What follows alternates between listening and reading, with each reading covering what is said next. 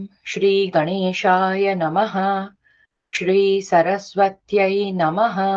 श्री वेदव्यासाय नमः।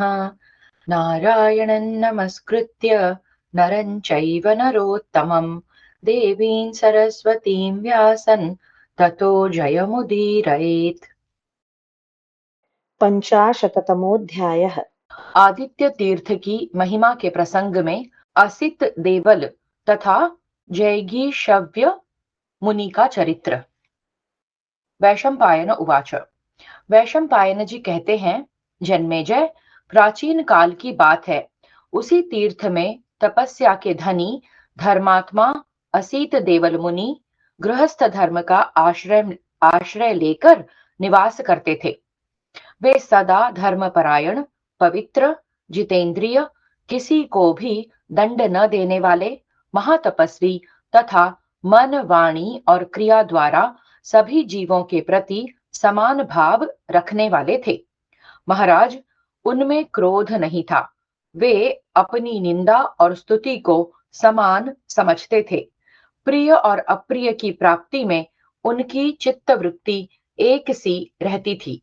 वे यमराज की भांति सबके प्रति समदृष्टि रखते थे।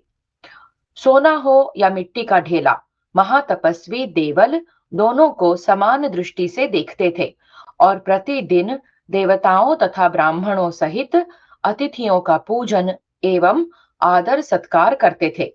वे मुनि सदा ब्रह्मचर्य पालन में तत्पर रहते थे। उन्हें सब समय धर्म का ही सबसे बड़ा सहारा था। महाभाग, एक दिन बुद्धिमान जैगीषव्य मुनि, जो सन्यासी थे, योग का आश्रय लेकर उस तीर्थ में आए और एकाग्र चित्त होकर वहीं रहने लगे। राजन, महाराज, वे महातेजस्वी और महातपस्वी जैगीषव्य सदा योग परायण रहकर सिद्धि प्राप्त कर चुके थे तथा देवल के ही आश्रम में रहते थे। यद्यपि महामुनि जैगीषव्य उस आश्रम में ही रहते थे, तथापि देवल मुनि उन्हें दिखाकर धर्मतः योग साधना नहीं करते थे। इस तरह दोनों को वहां रहते हुए बहुत समय बीत गया। जन्मेजय, तदनंतर कुछ काल तक ऐसा हुआ कि देवल मुनिवर जैगीषव्य को हर समय नहीं देख पाते थे। धर्म के ज्ञाता बुद्धिमान सन्यासी जैगीषव्य केवल भोजन या भिक्षा लेने के समय देवल के पास आते थे। भारत, सन्यासी के रूप में वहां आए हुए महामुनि जैगीषव्य को देखकर देवल उनके प्रति अत्यंत गौरव और महान प्रेम प्रकट करते तथा यथाशक्ति शास्त्रीय विधि से एकाग्र चित्त हो उनका पूजन आदर सत्कार किया करते थे। बहुत वर्षों तक उन्होंने ऐसा ही किया।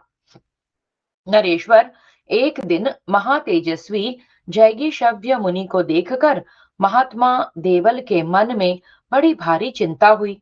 उन्होंने सोचा, इनकी पूजा करते हुए मुझे बहुत वर्ष बीत गए, परंतु वे आलसी भिक्षु आज तक एक बात भी नहीं बोले। यही सोचते हुए श्रीमान देवल मुनि कलश हाथ में लेकर आकाश मार्ग से समुद्र तट की ओर चल दिए। भारत, नदीपति समुद्र के पास पहुंचते ही धर्मात्मा देवल ने देखा कि जैगीषव्य वहां पहले से ही गए हैं। तब तो अमित तेजस्वी महर्षि असित देवल को चिंता के साथ साथ आश्चर्य भी हुआ। वे सोचने लगे, ये भिक्षु यहाँ पहले ही कैसे आ पहुंचे? इन्होंने तो समुद्र में स्नान का कार्य भी पूर्ण कर लिया।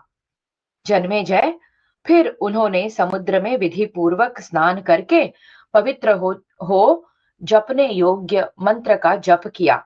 जप आदि नित्य कर्म पूर्ण करके श्रीमान देवल जल से भरा हुआ कलश लेकर अपने आश्रम पर आए। आश्रम में प्रवेश करते ही देवल मुनि ने वहां बैठे हुए जैगीषव्य को देखा, परंतु जैगीषव्य ने उस समय भी किसी तरह उनसे बात नहीं की। वे महातपस्वी मुनि आश्रम पर काष्ठ मौन होकर बैठे हुए थे। राजन, समुद्र के समान अत्यंत प्रभावशाली मुनि को समुद्र के जल में स्नान करके अपने से पहले ही आश्रम में प्रविष्ट हुआ देख बुद्धिमान असित देवल को पुनः बड़ी चिंता हुई। राजेंद्र, जैगीशव्य की तपस्या का वह योग जनित प्रभाव देखकर ये मुनि श्रेष्ठ देवल फिर सोचने लगे, मैंने इन्हें अभी अभी समुद्र तट पर देखा है, फिर ये आश्रम में कैसे उपस्थित हैं? प्रजानाथ, ऐसा विचार करते हुए वे मंत्र शास्त्र के पारंगत विद्वान मुनि उस आश्रम से आकाश की ओर उड़ चले। उस समय भिक्षु जैगीशव्य की परीक्षा लेने के लिए उन्होंने ऐसा किया। ऊपर जाकर उन्होंने बहुत से अंतरिक्षचारी एकाग्र चित्त वाले सिद्धों को देखा। साथ ही उन सिद्धों के द्वारा पूजे जाते हुए जैगीशव्य मुनि का भी उन्हें दर्शन हुआ। तदनंतर दृढ़ता पूर्वक व्रत पालन करने वाले दृढ़ निश्चयी असित देवल मुनि रोषावेश में भर गए। फिर उन्होंने जैगीशव्य को स्वर्गलोक में जाते देखा। स्वर्गलोक से उन्हें पितृलोक में और पितृलोक से यमलोक में जाते देखा। वहां से भी ऊपर उठकर महामुनि जैगीशव्य जलमय चंद्रलोक में जाते दिखाई दिए। फिर वे एकांततः यज्ञ करने वाले पुरुषों के उत्तम लोकों की ओर उड़ते दिखाई दिए। वहां से वे अग्निहोत्रियों के लोकों में गए। उन लोकों से ऊपर उठकर वे बुद्धिमान मुनि उन तपोधनों के लोकों में गए जो दर्श और पौर्णमास यज्ञ करते हैं। वहां से वे पशु याग करने वालों के लोकों में जाते दिखाई दिए। जो तपस्वी नाना प्रकार के चातुर्मास यज्ञ करते हैं, उनके निर्मल लोकों में जाते ही जैगीशव्य को देवल मुनि ने देखा। वे वहां देवताओं से पूजित हो रहे थे। वहां से अग्निष्टोम याजी तथा अग्निष्टुत यज्ञ के द्वारा यज्ञ करने वाले तपोधनों के लोक में पहुंचे हुए जैगीशव्य को देवल मुनि ने देखा। जो महाप्राज्ञ पुरुष बहुत सी सुवर्णमयी दक्षिणाओं से युक्त क्रतुश्रेष्ठ वाजपेय यज्ञ का अनुष्ठान करते हैं, उनके लोकों में भी उन्होंने जैगीशव्य का दर्शन किया। जो राजसूय और पुंडरीक यज्ञ के द्वारा यजन करते हैं, उनके लोकों में भी देवल ने जैगीशव्य को देखा। जो नरश्रेष्ठ क्रतुओं में उत्तम अश्वमेध तथा नरमेध का अनुष्ठान करते हैं, उनके लोकों में भी उनका दर्शन किया। जो लोग दुर्लभ सर्वमेध तथा सौत्रामणि यज्ञ करते हैं, उनके लोकों में भी देवल ने जैगीशव्य को देखा। नरेश्वर, जो नाना प्रकार के द्वादशाह यज्ञों का अनुष्ठान करते हैं, उनके लोकों में भी देवल ने जैगीशव्य का दर्शन किया। तत्पश्चात असित ने मित्र, वरुण और आदित्यों के लोकों में पहुंचे हुए जैगीशव्य को देखा। तदनंतर रुद्र, वसु और बृहस्पति के जो स्थान है, उन सब को लांघ कर ऊपर उठे हुए जैगीशव्य का असित देवल ने दर्शन किया। इसके बाद असित ने गौओं के लोक में जाकर जैगीशव्य को ब्रह्म सत्र करने वालों के लोकों में जाते देखा। तत्पश्चात देवल ने देखा कि विप्रवर जैगीशव्य मुनि अपने तेज से ऊपर ऊपर के 3 लोकों को लांघकर पतिव्रताओं के लोक में जा रहे हैं। शत्रुओं का दमन करने वाले नरेश, इसके बाद असित ने मुनिवर जैगीशव्य को पुनः किसी लोक में स्थित नहीं देखा। वे अदृश्य हो गए थे। तत्पश्चात महाभाग देवल ने जैगीशव्य के प्रभाव, उत्तम व्रत और अनुपम योग सिद्धि के विषय में विचार किया। इसके बाद धैर्यवान असित ने उन लोकों में रहने वाले ब्रह्मयाजी सिद्धों और साधु पुरुषों से हाथ जोड़कर विनीत भाव से पूछा, महात्माओं, मैं महातेजस्वी जैगीशव्य को अब देख नहीं रहा हूं। आप उनका पता बतावें। मैं उनके विषय में सुनना चाहता हूं। इसके लिए मेरे मन में बड़ी उत्कंठा है। सिद्धा ऊचुहु, सिद्धों ने कहा, दृढ़ता पूर्वक उत्तम व्रत का पालन करने वाले देवल, सुनो, हम तुम्हें वह बात बता रहे हैं जो हो चुकी है। जैगीषव्य मुनि सनातन ब्रह्मलोक में जा पहुंचे हैं। वैशंपायन उवाच। वैशंपायन जी कहते हैं, राजन, उन ब्रह्मयाजी सिद्धों की बात सुनकर देवल मुनि तुरंत ऊपर की ओर उछले, परंतु नीचे गिर पड़े। तब उन सिद्धों ने पुनः देवल से कहा, तपोधन देवल, विप्रवर, जहां जैगीषव्य गए हैं उस ब्रह्मलोक में जाने की शक्ति तुम में नहीं है। वैशंपायन उवाच। वैशंपायन जी कहते हैं, राजन, उन सिद्धों की बात सुनकर देवल मुनि पुनः क्रमशः उन सभी लोकों में होते हुए नीचे उतर आए। पक्षी की तरह उड़ते हुए वे अपने पुण्यमय आश्रम पर आ पहुंचे। आश्रम के भीतर प्रवेश करते ही देवल ने जैगीषव्य मुनि को वहां बैठा देखा। तब तब देवल ने जैगीषव्य की तपस्या का वह योग जनित प्रभाव देखकर धर्मयुक्त बुद्धि से उस पर विचार किया। राजन, इसके बाद महामुनि महात्मा जैगीषव्य के पास जाकर देवल ने विनीत भाव से कहा, भगवन, मैं मोक्ष धर्म का आश्रय लेना चाहता हूँ। उनकी वह बात सुनकर महातपस्वी जैगीषव्य ने उनका संन्यास लेने का विचार जानकर उन्हें ज्ञान का उपदेश किया। साथ ही योग की उत्तम विधि बताकर शास्त्र के अनुसार कर्तव्य अकर्तव्य का उपदेश दिया। इतना ही नहीं, उन्होंने शास्त्रीय विधि के अनुसार उनके संन्यास ग्रहण संबंधी समस्त कार्य, दीक्षा और संस्कार आदि किए। उनका संन्यास लेने का विचार जानकर पितरों सहित समस्त प्राणी यह कहते हुए रोने लगे कि अब हमें कौन विभाग पूर्वक अन्नदान करेगा। दसों दिशाओं में विलाप करते हुए उन प्राणियों का करुणा युक्त वचन सुनकर देवल ने मोक्ष धर्म संन्यास को त्याग देने का विचार किया।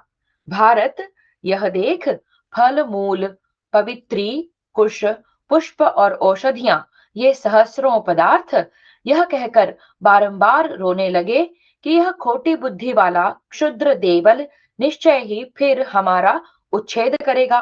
तभी तो यह संपूर्ण भूतों को अभय दान देकर भी अब अपनी प्रतिज्ञा को स्मरण नहीं करता है।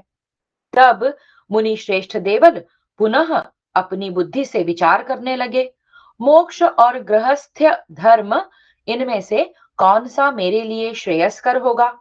नृपश्रेष्ठ, देवल ने मन ही मन इस बात पर निश्चित विचार करके गृहस्थ्य धर्म को त्याग कर अपने लिए मोक्ष धर्म को पसंद किया।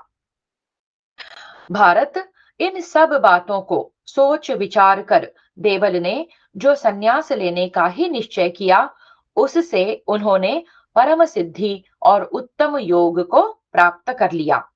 तब बृहस्पति आदि सब देवता और तपस्वी वहां आकर जैगीषव्य मुनि के तप की प्रशंसा करने लगे।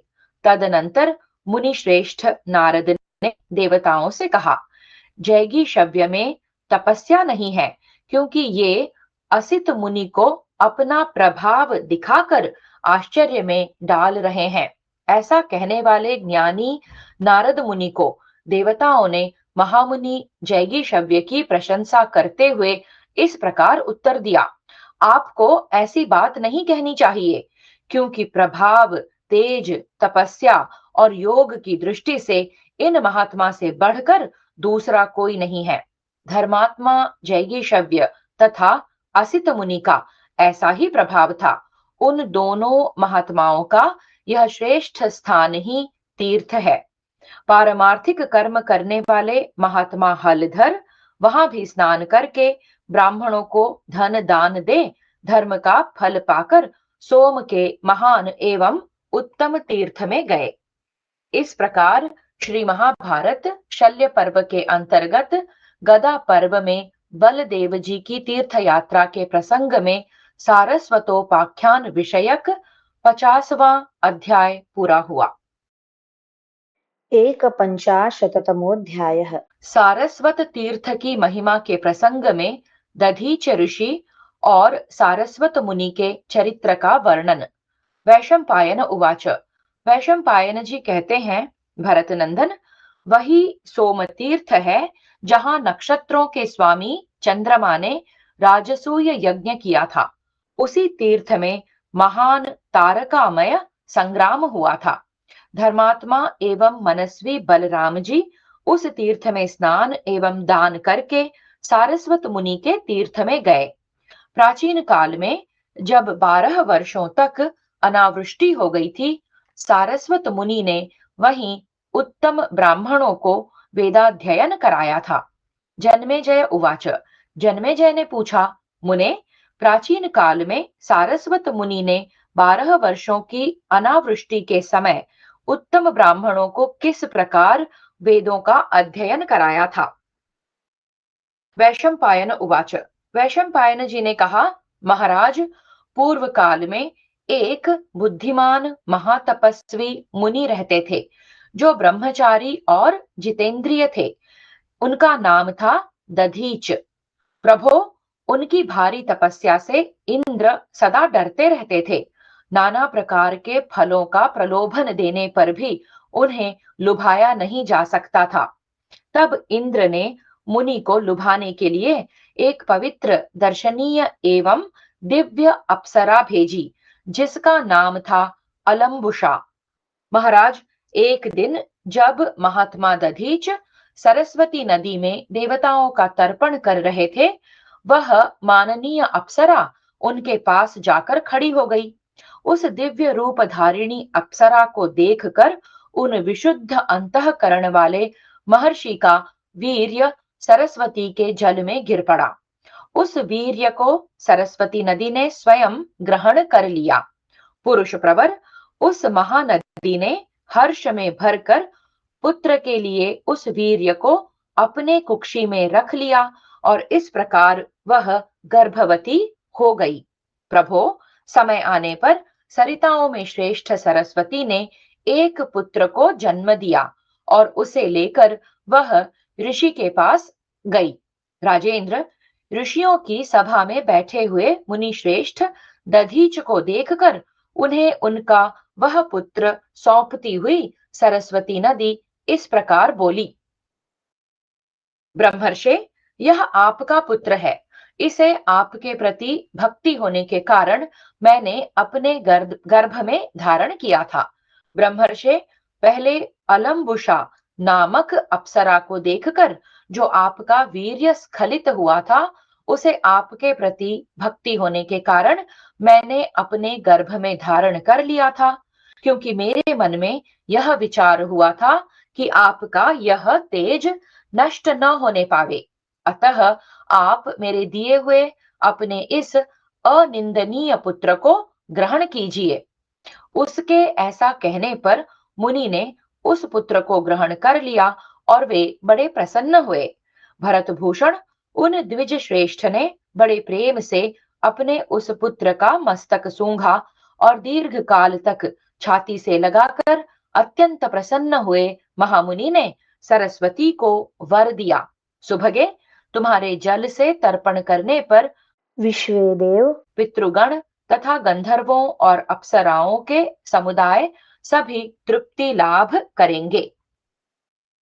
राजन, ऐसा कहकर अत्यंत हर्षोत्फुल्ल हृदय से मुनि ने प्रेम पूर्वक उत्तम वाणी द्वारा सरस्वती देवी का स्तवन किया। उस स्तुति को तुम यथार्थ रूप से सुनो। महाभागे, तुम पूर्व काल में ब्रह्मा जी के सरोवर से प्रकट हुई हो। सरिताओं में श्रेष्ठ सरस्वती, कठोर व्रत का पालन करने वाले मुनि तुम्हारी महिमा को जानते हैं। प्रिय दर्शने, तुम सदा मेरा भी प्रिय करती रही हो, अतः वरवर्णिनी तुम्हारा यह लोक भावन महान पुत्र तुम्हारे ही नाम पर सारस्वत कहलाएगा। यह सारस्वत नाम से विख्यात महातपस्वी होगा। महाभागे, इस संसार में 12 वर्षों तक जब वर्षा बंद हो जाएगी, उस समय यह सारस्वत ही श्रेष्ठ ब्राह्मणों को वेद पढ़ाएगा। शुभे महासौभाग्यशालिनी सरस्वती, तुम मेरे प्रसाद से अन्य पवित्र सरिताओं की अपेक्षा सदा ही अधिक पवित्र बनी रहोगी। भरत श्रेष्ठ इस प्रकार उनके द्वारा प्रशंसित हो वर पाकर वह महानदी पुत्र को लेकर प्रसन्नता पूर्वक चली गई। इसी समय देवताओं और दानवों में विरोध होने पर इंद्र अस्त्र शस्त्रों की खोज के लिए तीनों लोकों में विचरण करने लगे, परंतु भगवान शक्र उस समय ऐसा कोई हथियार न पा सके जो उन देवद्रोहियों के वध के लिए उपयोगी हो सके। तदनंतर इंद्र ने देवताओं से कहा, दधीच मुनि की अस्थियों के सिवा और किसी अस्त्र शस्त्र से मेरे द्वारा देवद्रोही महान असुर नहीं मारे जा सकते। अतः सुर श्रेष्ठ गण, तुम लोग जाकर मुनिवर दधीच से याचना करो कि आप अपनी हड्डियां हमें दे दें, हम उन्हीं के द्वारा अपने शत्रुओं का वध करेंगे। कुरुश्रेष्ठ, देवताओं के द्वारा प्रयत्न पूर्वक अस्थियों के लिए याचना की जाने पर मुनिवर दधीच ने बिना कोई विचार किए अपने प्राणों का परित्याग कर दिया। उस समय देवताओं का प्रिय करने के कारण वे अक्षय लोक में चले गए। तब इंद्र ने प्रसन्नचित्त होकर दधीच की हड्डियों से गदा, वज्र, चक्र और बहुसंख्यक भारी दंड आदि नाना प्रकार के दिव्य आयुध तैयार कराए। ब्रह्मा जी के पुत्र महर्षि भृगु ने तीव्र तपस्या से भरे हुए लोक मंगलकारी विशालकाय एवं तेजस्वी दधीच को उत्पन्न किया था। ऐसा जान पड़ता था मानो संपूर्ण जगत के सार तत्व से उनका निर्माण किया गया हो। वे पर्वत के समान भारी और ऊंचे थे। अपनी महत्ता के लिए वे सामर्थ्यशाली मुनि सर्वत्र विख्यात थे। पाक शासन इंद्र उनके तेज से सदा उद्विग्न रहते थे। भरत नंदन ब्रह्म तेज से प्रकट हुए उस वज्र को मंत्रोच्चारण के साथ अत्यंत क्रोध पूर्वक छोड़कर भगवान इंद्र ने 810 दैत्य दानव वीरों का वध कर डाला। राजन, तदनंतर सुदीर्घ काल व्यतीत होने पर जगत में 12 वर्षों तक स्थिर रहने वाली अत्यंत भयंकर अनावृष्टि प्राप्त हुई। नरेश्वर, 12 वर्षों की उस अनावृष्टि में सब महर्षि भूख से पीड़ित हो जीविका के लिए संपूर्ण दिशाओं में दौड़ने लगे। संपूर्ण दिशाओं से भागकर इधर उधर जाते हुए उन महर्षियों को देखकर सारस्वत मुनि ने भी वहां से अन्यत्र जाने का विचार किया। तब सरस्वती देवी ने उनसे कहा, भरत नंदन, सरस्वती इस प्रकार बोली, बेटा, तुम्हें यहाँ से कहीं नहीं जाना चाहिए। मैं सदा तुम्हें भोजन के लिए उत्तमोत्तम मछलियां दूंगी, अतः तुम यहीं रहो। सरस्वती के ऐसा कहने पर सारस्वत मुनि वहीं रहकर देवताओं और पितरों को तृप्त करने लगे। वे प्रतिदिन भोजन करते और अपने प्राणों तथा वेदों की रक्षा करते थे। जब 12 वर्षों की वह अनावृष्टि प्रायः बीत गई, तब महर्षि पुनः स्वाध्याय के लिए एक दूसरे से पूछने लगे। राजेंद्र, उस समय भूख से पीड़ित होकर इधर उधर दौड़ने वाले सभी महर्षि वेद भूल गए थे।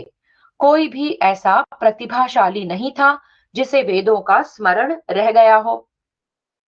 तदनंतर उनमें से कोई ऋषि प्रतिदिन स्वाध्याय करने वाले शुद्धात्मा मुनिवर सारस्वत के पास आए।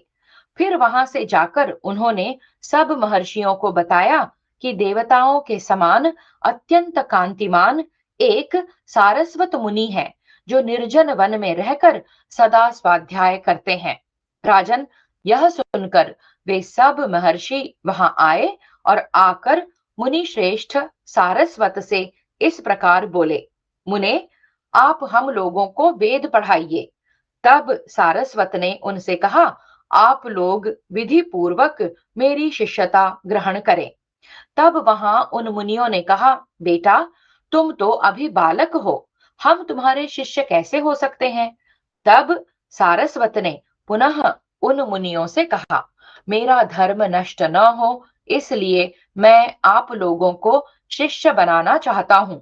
क्योंकि जो अधर्म पूर्वक वेदों का प्रवचन करता है तथा जो अधर्म पूर्वक उन वेद मंत्रों को ग्रहण करता है, वे दोनों शीघ्र ही हीनावस्था को प्राप्त होते हैं अथवा दोनों एक दूसरे के वैरी हो जाते हैं।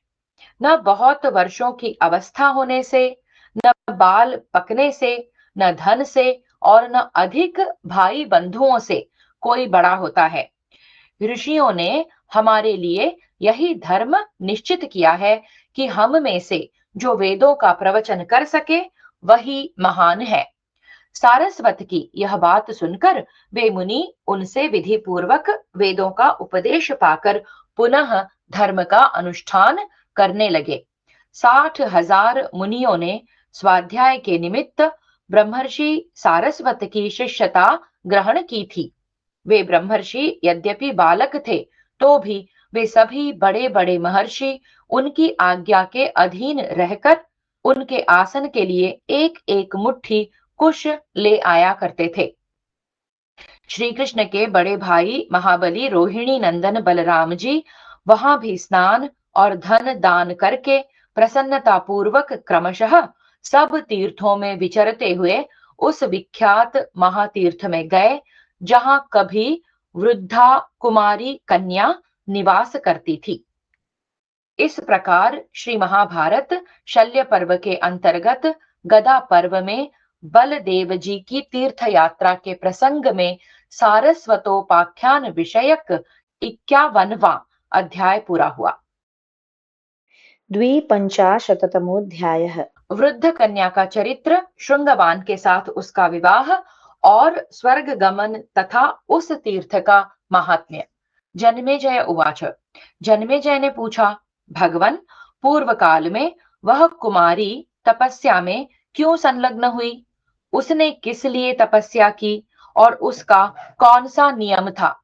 ब्रह्मन, मैंने आपके मुख से यह अत्यंत उत्तम तथा परम दुष्कर तप की बात सुनी है। आप सारा वृत्तांत यथार्थ रूप से बताइए। वह कन्या क्यों तपस्या में प्रवृत्त हुई थी? वैशंपायन उवाच। वैशंपायन जी ने कहा, राजन, प्राचीन काल में एक महान, शक्तिशाली और महायशस्वी कुणिर्गर्ग नामक ऋषि रहते थे। तपस्या करने वालों में श्रेष्ठ उन महर्षि ने बड़ा भारी तप करके अपने मन से एक सुंदरी कन्या उत्पन्न की। नरेश्वर, उसे देखकर महायशस्वी मुनि कुणिर्गर्ग बड़े प्रसन्न हुए और कुछ काल के पश्चात अपना यह शरीर छोड़कर स्वर्गलोक में चले गए। तदनंतर कमल के समान सुंदर नेत्रों वाली वह कल्याणमयी सती साध्वी सुंदरी कन्या पूर्व काल में अपने लिए आश्रम बनाकर बड़ी कठोर तपस्या तथा उपवास के साथ साथ देवताओं और पितरों का पूजन करती हुई वहां रहने लगी। राजन, उग्र तपस्या करते हुए उसका बहुत समय व्यतीत हो गया। पिता ने अपने जीवन काल में उसका किसी के साथ ब्याह कर देने का प्रयत्न किया, परंतु उस अनिंद्य सुंदरी ने विवाह की इच्छा नहीं की। उसे अपने योग्य कोई वर ही नहीं दिखाई देता था। तब वह उग्र तपस्या के द्वारा अपने शरीर को पीड़ा देकर निर्जन वन में पितरों तथा देवताओं के पूजन में तत्पर हो गई। राजेंद्र, परिश्रम से थक जाने पर भी वह अपने आप को कृतार्थ मानती रही। धीरे धीरे बुढ़ापा और तपस्या ने उसे दुर्बल बना दिया।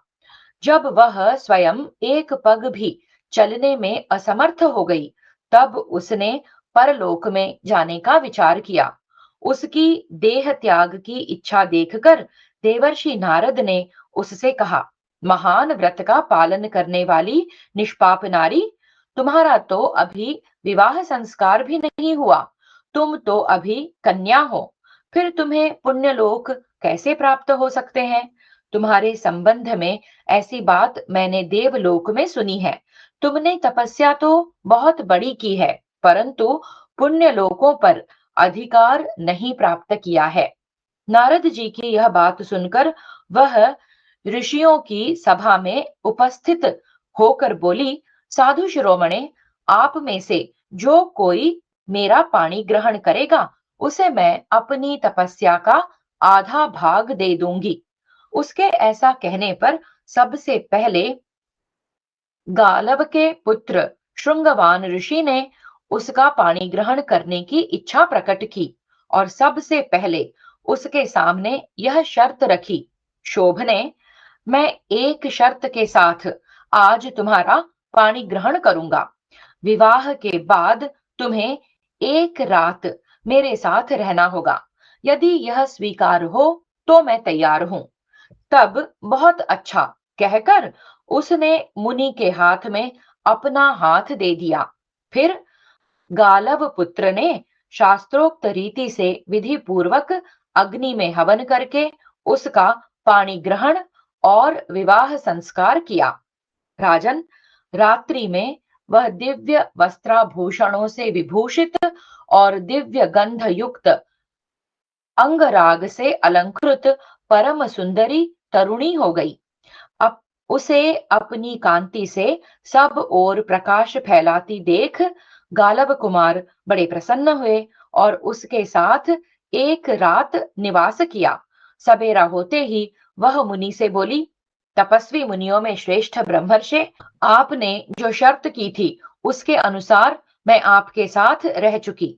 आपका मंगल हो, कल्याण हो। अब आज्ञा दीजिए, मैं जाती हूँ। यो कहकर वह वहां से चल दी।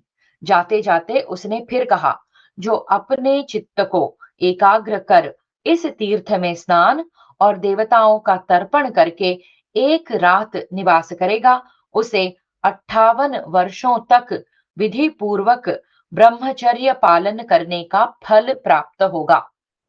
ऐसा कहकर वह साध्वी तपस्विनी देह त्याग कर स्वर्ग लोक में चली गई और मुनि उसके दिव्य रूप का चिंतन करते हुए बहुत दुखी हो गए।